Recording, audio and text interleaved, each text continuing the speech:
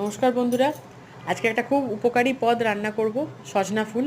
সজনা ফুলটা দেখো ধুয়ে বেছে ভালো করে রেখেছি। দুটো বড় সাইজের আলু আর একটা টমেটো নিয়েছি। আলুগুলো যে যার মতো সাইজ করে কাটবে। কড়াতে তেল দিয়ে দিচ্ছি দুপলে। এটা বেশি তেল মশলা পড়ে না এতে।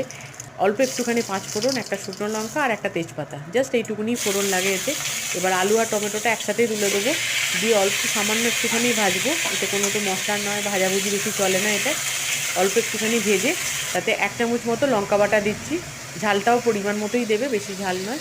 সামান্য স্বাদ মতো নুন আর অল্প একটুখানি হলুদ দিয়ে এটা ভালো করে নেড়ে চেড়ে নিয়ে একটুখানি হয়ে গেলে তার মধ্যে এবার সজনা ফুলটা দিয়ে দিলাম। দিয়ে একসাথে পুরোটাকে মাখিয়ে নেবো, আলুর সাথে পুরো মিশিয়ে নিচ্ছি। এবং এটা করার পরে এবার যতটা দরকার জল দিলাম, যাতে আলু আর এটাও সেদ্ধ হয়ে যায়। আর দুটো গোটা কাঁচা লঙ্কা ফেলে দিয়েছি। এবার দেখো টমেটোটা মোটামুটি সেদ্ধ হয়ে গেছে, আলুগুলো সেদ্ধ হয়ে গেছে, তবে জলটা আরেকটু টানবে। দেখো আমার মোটামুটি হয়ে গেছে। এবার নামাবার আগে দুপলা সর্ষের তেল দিলাম, যাতে খেতে খুব ভালো লাগে এটা। এবং একটা ফুট দিয়ে এটা নামিয়ে নিয়েছি। দেখো কেমন রান্নাটা লাগলো। এটা যেমন সুস্বাদু তেমন উপকারী। কেমন লাগলো